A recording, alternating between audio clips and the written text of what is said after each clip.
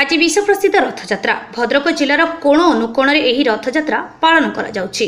रथटଣା जीवा पूर्व तीन रथरे विजे हेले तीन ठाकुर को विजे करा जायथिला। आज नवजौवन दर्शन पर एकाधिक नीतिकांति थाई निकट समय पूर्व पहंडी विजे करिथिला श्रीजू।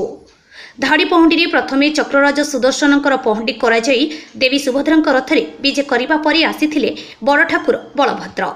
तापरे मां सुभद्रा और शेष प्रभु जगन्नाथ रथारूढ़ होइथिले।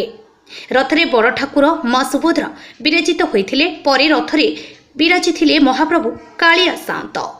महाप्रभुका आलती बंदापना सह चामर सेवा कले महाराज सेवक।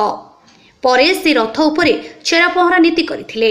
रथारूढ़ श्रीजीउଙ୍କ दर्शन पाई विभिन्न स्थान में भक्तों भीड़ जमिछि। पूर्वाहण और मध्याह्न खरा सहित गुळुगुळी होइथिबा बेले संध्यारे पाग भल थिबारु श्रद्धालु माने आश्वस्ति देखा जाइछि। भद्रक जिलार बंत भंडारी पोखरी भद्रक ब्लॉकर विभिन्न स्थान में रथयात्रा धूमधाम पालित हो जाइछि। भद्रकରୁ Ramesh Chandra पतिଙ୍କ report, googly news.